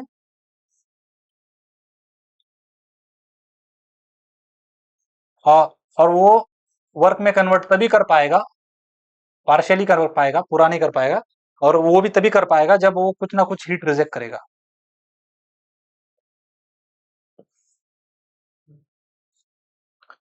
तो वो सिंक को उसने कुछ ना कुछ हीट रिजेक्ट करना ही चाहिए, ठीक है, तभी ये पॉसिबल है। ये किसने बोला भाई, क्लॉस से केल्विन प्लैंक स्टेटमेंट ने यहाँ तक बोल दिया है। अब इस डायग्राम को हम थोड़ा सा मॉडिफाई करेंगे, देखो मैं स्लाइड चेंज कर रहा हूँ, लेकिन उसके वजह से आपका पूरा ब्लॉक डायग्राम बनने वाला है। अब देखो नेटवर्क मुझे मिल रहा है, तो नेटवर्क मुझे मिल रहा है मतलब समझो मैंने बताया था 3 जूल्स मुझे मिल रहा है। कितने जूल खर्चा किया था मैंने, 10 जूल्स मैंने यहाँ पे दिए थे, तो 3 जूल्स मुझे मिले थे, तो 7 जूल मुझे रिजेक्ट करना पड़ेगा। कितना इफिशियंसी हो गया हीट इंजन का, बताओ मेरे को फटाफट। आउटपुट क्या है भाई मेरा, 3 जूल्स है, और इनपुट क्या है, 10 जूल्स है, तो कितना हो गया 30%, इंटू 100 करोगे ना तो 30% आएगा। तो ये डिवाइस 30% इफिशियंसी से काम कर रहा है, ठीक है। अब ये एक्चुअली इसी डायग्राम को मैं, इस डब्ल्यू नेट को मैं क्या करता हूं, देखो स्लाइट इंप्रोवाइजेशन करता हूं, मॉडिफिकेशन करता हूं। कैसे, देखो अगर मैंने एक टरबाइन लगाया है जो मेरे को वर्क दे रहा है, टरबाइन वर्क दे रहा है मुझे 4 जूल्स, लेकिन उसी सिस्टम में मेरे को एक पंप भी लगने वाला है जो कि 1 जूल कंज्यूम करने वाला है। वर्क के फॉर्म में 1 जूल्स उसको देना पड़ेगा। तो इफेक्टिवली यही हो गया। देखो 4 जूल्स मुझे मिला था वर्क के फॉर्म में, लेकिन उसमें से 1 जूल मैंने निकाल के पंप को दे दिया 1 जूल के फॉर्म में। तो इफेक्टिवली मुझे कितना मिला, मेरे को 3 ही जूल मिला। मतलब इस एरो को मैं, इस सिंगल डब्ल्यू नेट के एरो को मैं 2 एरो से रिप्लेस कर सकता हूं। समझ रहे हो डायग्राम को कैसे मॉडिफाई कर रहा हूं मैं। आगे से हम क्या करेंगे, जब भी हीट इंजन निकालेंगे तो इस डायग्राम को, यहाँ पे जो डब्ल्यू नेट लिखा था, जब भी मेरे को साइकिल का डायग्राम बनाना रहेगा तो मैं इसको क्या करूंगा, अकेला डब्ल्यू नेट नहीं लिखूंगा, डब्ल्यू नेट क्या लिखूंगा, W T minus W P. Turbine work ज्यादा रहेगा, पंप वर्क छोटा रहेगा, उसमें से कुछ अमाउंट मेरे को पंप को देना है। ठीक है, तो इफेक्टिवली क्या आएगा, ये पॉजिटिव आएगा, बड़ा आएगा। डब्ल्यू नेट क्या आएगा, पॉजिटिव आएगा, क्योंकि टर्बाइन वर्क ज्यादा रहेगा, पंप वर्क छोटा रहेगा सप्लाई किया। लेकिन पंप वर्क है उधर, तो मैं क्या करता हूं, अब इस डायग्राम में, इस डायग्राम को मैं मॉडिफाई करता हूं, यहां से डब्ल्यू नेट हटा के, देखो इफेक्टिवली कुछ नहीं बदला है, 3 जूल ही मिल रहा है मुझे, लेकिन टर्बाइन मेरे को 4 जूल देगा। और उसमें से मैं क्या करूंगा, 1 जूल्स पंप को दे दूंगा और यहां से पंप को सप्लाई करूंगा। तो इसी डायग्राम को मैंने क्या किया, स्लाइटली मॉडिफाई किया है, नेटवर्क को रिप्लेस किया है डब्ल्यू और डब्ल्यू से। डायग्राम कुछ नहीं बदला है, फर्स्ट लॉ भी वैसा ही के वैसा ही है, सेकंड लॉ भी वैसे के वैसा ही है, कुछ भी नहीं बदला है।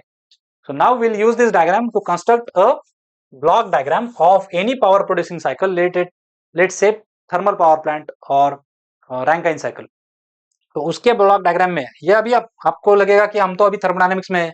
मैंने वही बोला था सिलेबस डिस्कशन की मीटिंग में, सिलेबस डिस्कशन जब मैंने किया था तब मैंने बताया था कि भाई ये ऐसा अलग अलग नहीं है कि भाई क्या बोलते हैं उसको, पावर प्लांट इंजीनियरिंग अलग, थर्मोडायनेमिक्स अलग, ऐसा नहीं है, ये सब कंटिन्यूटी में है। तो मैं अभी ये जो आगे पढ़ा रहा हूँ ये एक्चुअली पावर प्लांट इंजीनियरिंग का पार्ट है, लेकिन ये अभी कंटिन्यू करना जरूरी है क्योंकि अभी समझेगा क्लियर से। ठीक है, तो अब जाएंगे, इसी डायग्राम को यूज करेंगे और ब्लॉक डायग्राम बनाएंगे। देखो कैसे बनाते हैं, इसको मैं थोड़ा छोटा करता हूँ, मेरे को ब्लॉक डायग्राम के लिए जगह चाहिए। ठीक है, अब ऊपर क्या है, देखो भाई सोर्स है, इस साइड पे अभी लेफ्ट से अगर स्टार्ट करता हूं तो क्या है, पंपिंग मतलब क्या, pumping is what, increasing the pressure from low pressure to high pressure. तो मैं क्या करूंगा, सिस्टम सिस्टम अब क्या है, हीट इंजन के लिए समझो रैंकाइन अगर लिया मैंने, तो रैंकाइन में क्या है, वाटर है जो कि हम सर्कुलेट करते हैं, तो वाटर का प्रेशर बढ़ा देना, मतलब ये पंप वर्क किसको दे रहे हैं, वाटर को दे रहे हैं, हीट किसको दे रहे हैं, वाटर को दे रहे हैं। वो वाटर स्टीम में टरबाइन में जाके हमको वर्क देगा, वो वाटर कंडेंसर में जाके हमको हीट रिजेक्ट करेगा। समझ गए होंगे, 4 कंपोनेंट आ गए। तो चलो पहला शुरू करते हैं, इधर क्या है, पंप है। तो पंप क्या करेगा, इसी डायग्राम को देख के मैं ब्लॉक डायग्राम बना रहा हूँ, ठीक से देखो। लेफ्ट साइड में कौन है, पंप है। तो पंप क्या करेगा, 1 से लेके यहाँ पे जो लो प्रेशर वाटर आया था वो लेगा 1 पॉइंट पे, लो प्रेशर वाटर, उसका प्रेशर बढ़ाएगा पंप। अब मैं उसको ब्लॉक डायग्राम में ड्रॉ कर रहा हूँ, 1 से लेके 2 तक क्या होगा, पंप वर्क सप्लाई करूंगा मैं।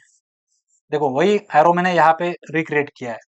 ठीक है, ये पंप वर्क मैंने 1 जूल्स इस पंप को दिया, तो क्या हो गया, low pressure water high pressure water में कन्वर्ट हो गया। अब आगे कौन है भाई, इसके आगे देखो इस डायग्राम में कौन है, क्यू ए। अभी हीट देना है उस वाटर को, तो हीट कौन से डिवाइस में देते हैं, बॉयलर में देते हैं। तो हीट एडिशन डिवाइस, लेट से बॉयलर, ये पंप है। तो पंप में, बॉयलर में क्या करते हैं हम, हीट ऐड करते हैं, कोल को बंद करेंगे और हीट ऐड करेंगे। तो ये जो वाटर है यहाँ पे वो क्या कन्वर्ट हो जाएगा, स्टीम में कन्वर्ट हो जाएगा, हाई प्रेशर है तो ये हाई प्रेशर स्टीम बन जाएगा, क्योंकि प्रेशर हाई है ना, पंप से हमने प्रेशर बढ़ा के रखा है, तो हाई प्रेशर स्टीम बन गया। अब आगे कौन है भाई, यहाँ इसका काम हो गया, आगे कौन है, एक्सपांशन मिलने वाला है, वर्क मिलने वाला है। तो वर्क कौन से डिवाइस में मिलता है, एक्सपांडिंग डिवाइस में मिलता है, high pressure to low pressure, उसको बोलते हैं टरबाइन। तो ये एक्सपांशन प्रोसेस होगा। तो यहाँ पे मैंने एक टरबाइन ड्रॉ किया, ये टरबाइन क्या करेगा, high pressure to low pressure को, स्टीम को टरबाइन एक्सपांड करेगा, उसका प्रेशर गिराएगा, वो प्रेशर को कन्वर्ट करेगा रोटरी पावर में, उसकी एंथैल्पी ड्रॉप होगी और मेरे को ये शाफ्ट रोटेट होगा, और ये शाफ्ट क्या देगा मेरे को, रोटरी पावर देगा, दैट इज टरबाइन वर्क। वही देखो 3 जूल्स मिला था, 4 जूल्स मिला था टरबाइन में। ठीक है, अब उसके बाद कौन है, देखो इस डायग्राम में इधर नीचे कौन है, सिंक में हम क्या कर रहे हैं, रिजेक्ट कर रहे हैं ना हीट, मतलब सिंक मतलब कौन, एटमॉस्फेयर। तो एटमॉस्फेयर में हम क्या करेंगे, इस स्टीम में से हीट को निकालेंगे और कूल करेंगे, उस स्टीम को ठंडा करेंगे, उसमें से हीट निकाल लेंगे। उस डिवाइस को बोलते हैं कंडेंसर। क्यों? क्योंकि उसमें से अगर हीट हमने रिजेक्ट किया, उस स्टीम में से क्या किया, हीट रिजेक्ट किया, तो वो स्टीम कन्वर्ट हो जाता है, कंडेंस हो जाता है वाटर में, इसलिए उस डिवाइस को नाम क्या दिया, कंडेंसर। इसलिए उस डिवाइस को नाम क्या दिया, कंडेंसर। और यहाँ पे बॉयलर है, ठीक है।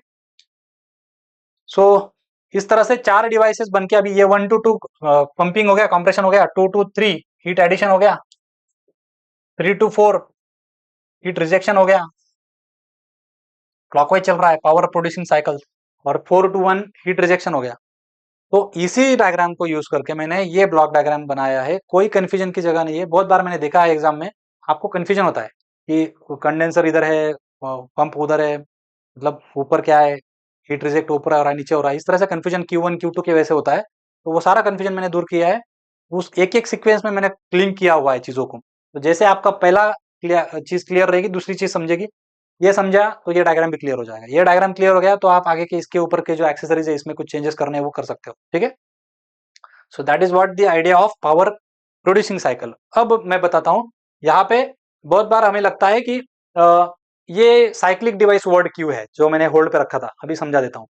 पूरे स्टेटमेंट में लिखा है कि साइक्लिक डिवाइस के लिए सब कुछ चल रहा है, ये स्टेटमेंट सिर्फ साइक्लिक डिवाइस के लिए एप्लीकेबल है। क्योंकि साइक्लिक मतलब क्या, स्टेट 1 से लेके वापस स्टेट 1 तक आना है, ऐसा अगर आपको करना है तभी ये एप्लीकेबल है। मतलब क्या बोलता है केल्विन प्लैंक स्टेटमेंट, आपको हीट रिजेक्ट करना ही पड़ेगा तभी आप वर्क प्रोड्यूस कर सकते हो। किसके लिए, साइक्लिक डिवाइस के लिए। तो इनडायरेक्टली केल्विन क्या बोल रहा है कि आप अगर एक प्रोसेस से करना चाहते हो, मतलब क्या, आपको अगर साइक्लिक डिवाइस ने यूज नहीं करना है तो आप क्या करो, एक स्टीम, हाई प्रेशर स्टीम है आपके पास, ठीक है, उसको एक टरबाइन पे भेजो, लो प्रेशर में कन्वर्ट करो, क्या मिल जाएगा, वर्क मिल जाएगा,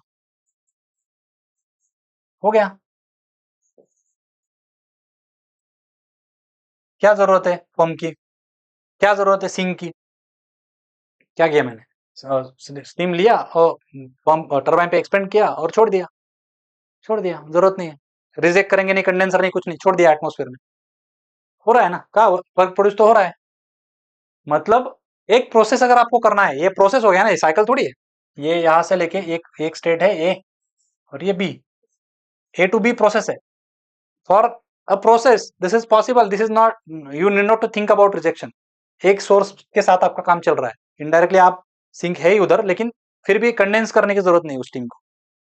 आपको दूसरे टेम्परेचर रिजर्वायर को रिजेक्ट करने की कंपल्शन कब है, जब आपको उसको रिसाइकल करना है, मतलब आपको साइक्लिक डिवाइस यूज करना है, तब आपको केल्विन क्या बोल रहा है, केल्विन स्टेटमेंट क्या बोल रहा है, साइक्लिक डिवाइस यूज करना है तो आपको रिजेक्ट करना ही पड़ेगा, तब आपको कंडेंस करना ही पड़ेगा, तब आपको 2 टेम्परेचर रिजर्वायर लगेंगे ही लगेंगे, आप पूरा कन्वर्शन नहीं कर सकते। ये किसके लिए, सब कुछ साइक्लिक डिवाइस के लिए। आपको एक प्रोसेस के लिए करना है, आपके पास अनलिमिटेड स्टॉक है स्टीम का, स्टीम मतलब वाटर का स्टीम फॉर्म आपके पास अनलिमिटेड है, मतलब एक बॉयलर है आपके पास, वाटर है, और आप अनलिमिटेड है आपके पास, पानी खत्म ही नहीं होगा आपके पास, इतना पानी है, आपको पानी की टेंशन नहीं है। एक जगह पे पानी ले लो, दूसरी जगह स्टीम छोड़ दो, उसको कंडेंस करने की, फिर से पानी बनाने की जरूरत नहीं है आपको। तो आप ये कर सकते हो, आपको कोई जरूरत नहीं है कंडेंसर की। लेकिन अगर आपको रिसाइकल करना है तो आपको कंडेंसर लगेगा। अब इसमें एक ट्रिवियल सवाल भी आता है, बहुत बार हम ओरल एग्जामिनेशन में पूछते भी, ठीक है। क्या सवाल आता है कि भाई अगर क्या जरूरत है कंडेंसर करने की, इधर जो हीट स्टीम आया है इसी स्टीम को पंप करके ऊपर भेज दो, ये कंडेंसर की जरूरत क्या है। मतलब हम रिजेक्शन जो बोलते हैं, क्यों करने का रिजेक्ट, केल्विन प्लैंक स्टेटमेंट को वायलेट करो, डायरेक्ट टरबाइन आ गया, यहाँ पे स्टीम आ गई, ये स्टीम को ऊपर भेज दो, क्या जरूरत है कंडेंसर की, क्यों करना रिजेक्ट। हम नहीं सुनेंगे केल्विन प्लैंक स्टेटमेंट, केल्विन भाई साहब का हम नहीं सुनेंगे, हम हमारी मर्जी चलाएंगे, हम हमारा पावर प्लांट बनाएंगे, हम करेंगे कंस्ट्रक्ट एक टरबाइन, हम लगाएंगे एक बॉयलर, वहां से आया हुआ स्टीम जो हीट है वो बचाएंगे, क्यों खर्चा करने का, फेंकने का क्यों उसको एटमोस्फेयर में।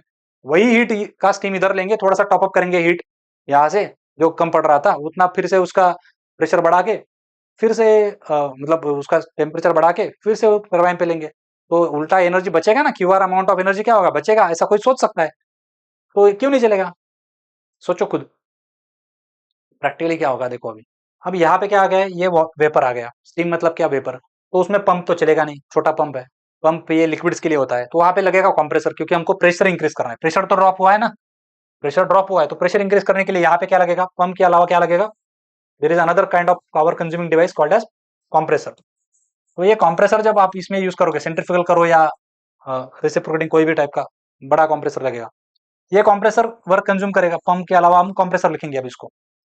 अब क्या होगा, आपको प्रैक्टिकली ध्यान में आएगा कि आप इसको 4 जूल्स आपको नेटवर्क मिल रहा था, यस 4 जूल्स आपको नेटवर्क नहीं टरबाइन वर्क मिल रहा था। तो आपने जो ये कंप्रेसर लगाया है, स्टीम का वॉल्यूम इतना हाई है, specific volume of steam is very high. अब इतने बड़े स्टीम को आपको कंप्रेस करना है, पंप करना है, मतलब क्या करना है, प्रेशर बढ़ाना है, कंप्रेस करना है, तो बहुत बड़ा कंप्रेसर लगेगा, बहुत ह्यूज साइज ऑफ बड़ा कंप्रेसर लगेगा। उस बड़े कंप्रेसर को आपने बना भी लिया, चलाया, तो आपको पता चला कि ये कंप्रेसर वर्क 8 जूल्स आ रहा है।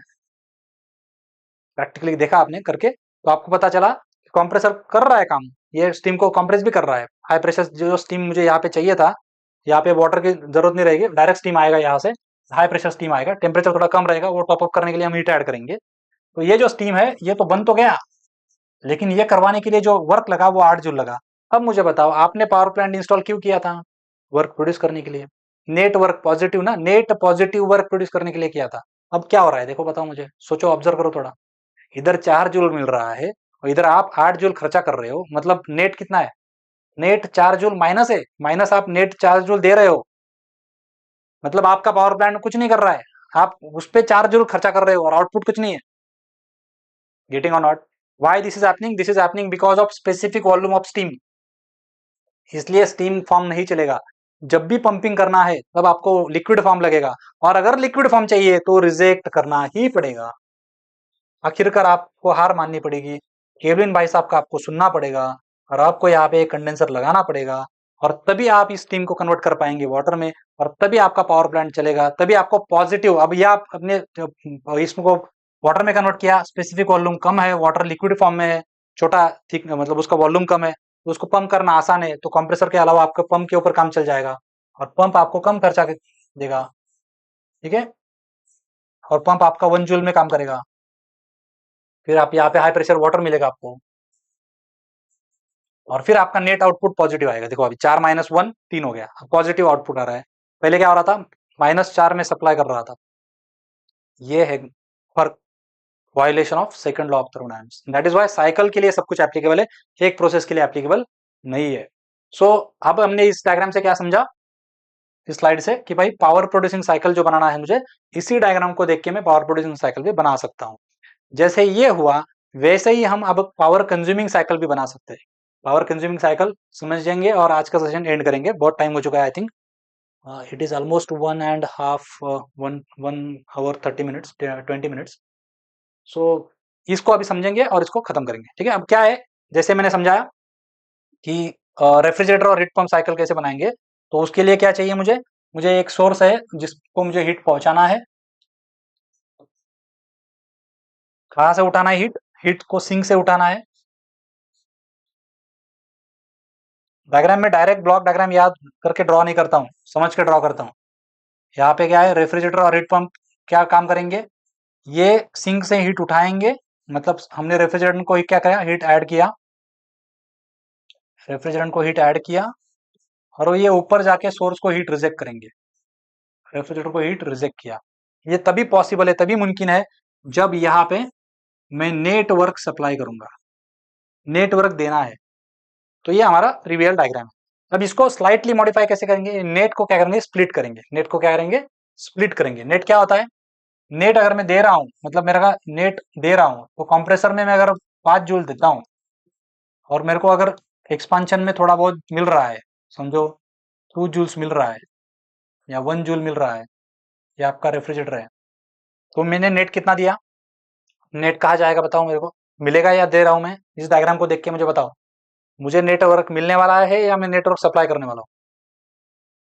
मैं दे जो रहा हूँ बड़ा है ना, मुझे मिल रहा है छोटा, तो मैं ज्यादा दूंगा ना, मतलब 5 माइनस 3 2 3 हो गया, 3 क्या करूंगा, दूंगा मैं। तो यहाँ पे 3 जूल्स में सप्लाई कर रहा हूँ इस केस में, ठीक है। ये तभी मुमकिन है जब मेरा कंप्रेसर वर्क बड़ा रहेगा और एक्सपांशन वर्क छोटा रहेगा। तो इस डायग्राम को मैं ये डायग्राम से रिप्लेस कर सकता हूँ कि नहीं कर सकता हूँ? गेटिंग और not?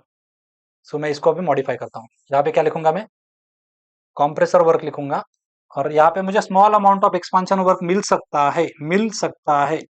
Now this depends on mass flow rate of the substance.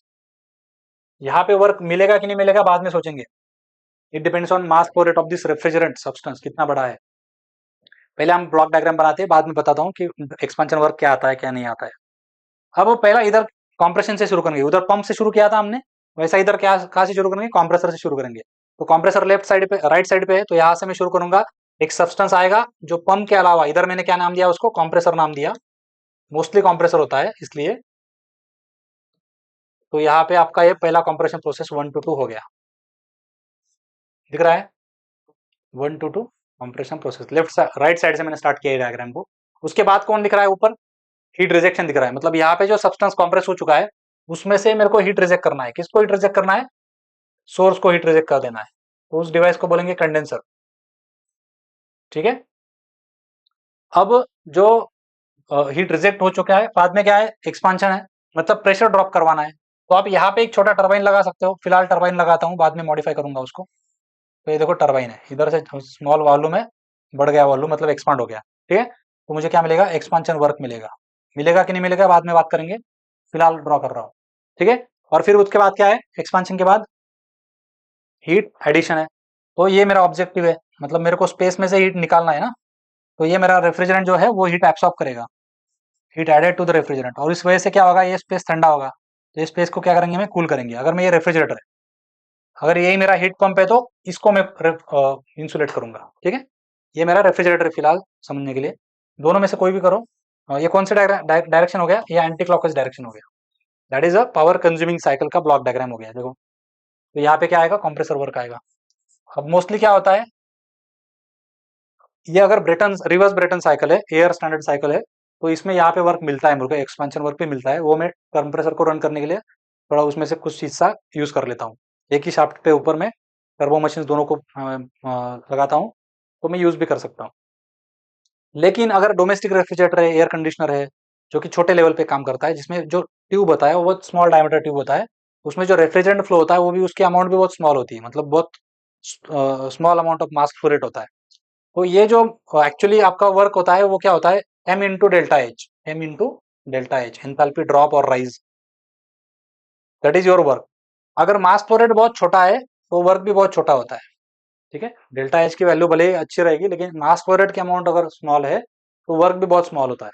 तो इस केस में क्या होता है हमारा, रेफ्रिजरेंट्स के केस में, जो आपने घर में रेफ्रिजरेंट देखा होगा उसका ट्यूब बहुत पतला होता है, जो पूरा ट्यूब सर्कुलेट होता है उसमें से बहुत small amount of mass flow rate चलते रहता है पूरे ट्यूब में से।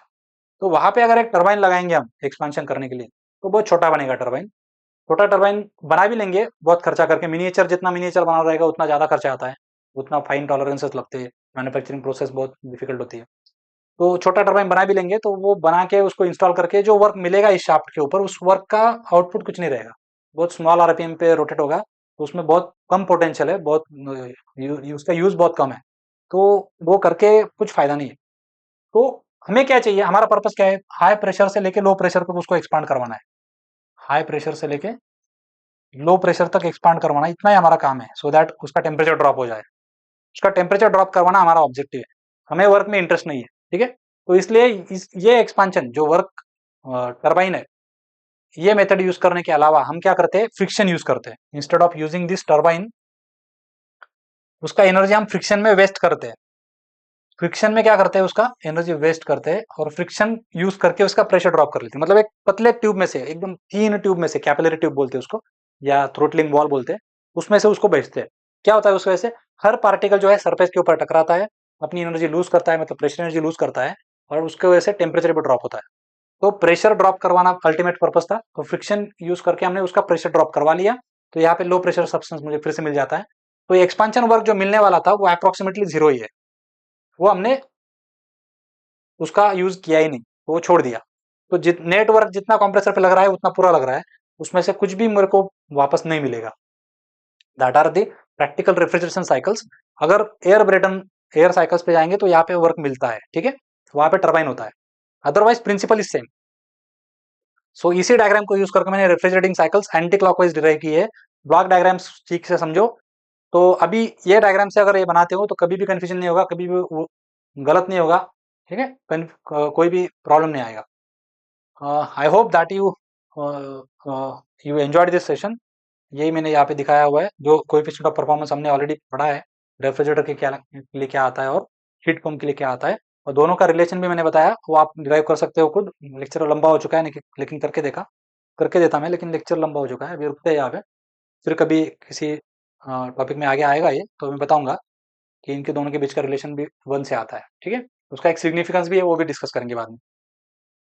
सो that is how I will conclude the today session. I hope you enjoyed this session. अगर अच्छा लगा है तो जरूर कमेंट सेक्शन में हमें बताना है। थोड़ा लंबा था, लेकिन आई होप, क्योंकि ये लेक्चर अगर आप एक बार ठीक से सुन लेते हो, मैं बताता हूँ, गारंटी देता हूँ, आगे आने वाले कोई भी टाइप का एग्जाम होगा, आपका थ्योरी एग्जाम होगा तब भी आपको ये मदद करेगा। आपका न्यूमेरिकल रहेंगे तो ये सारे, इसके ऊपर बहुत सारे न्यूमेरिकल्स है और इसी सिंपल फॉर्मूले के ऊपर डिपेंड करते हैं, लेकिन वो फॉर्मूला हम याद करके रटते हैं, वो Q1 Q2 आइडेंटिफाई नहीं कर पाते, वो उलट कर देते हैं, बहुत बार गलत डायग्राम ड्रॉ कर देते हैं, तो सवाल चूक जाता है। तो इसलिए ये न्यूमेरिकल्स में बहुत ज़्यादा मदद करने वाला है। और अगर एमसीक्यू टाइप का एग्जामिनेशन है, उसमें बहुत सारे एमसीक्यूज है, अगर आरटीओ एमवीआई है तो बहुत सारे एमसीक्यूज इसके ऊपर आ चुके हैं, ठीक है ना। सो ये बहुत इंपॉर्टेंट टॉपिक है, तो इसको, इस लेक्चर को बिल्कुल मिस नहीं करना है, वो एक दो बार और सुन लेना है अगर नहीं समझा है, कुछ क्लैरिटी बाकी है तो। ठीक है, आपके फीडबैक जरूर कमेंट सेक्शन में बताने हैं। अभी तक अगर ऐप डाउनलोड नहीं किया है तो बोध निधि नाम का हमारा प्ले स्टोर पे ऐप है, जरूर इसको डाउनलोड कीजिए। Thank you, see you in the next lecture, take care, good day, bye bye.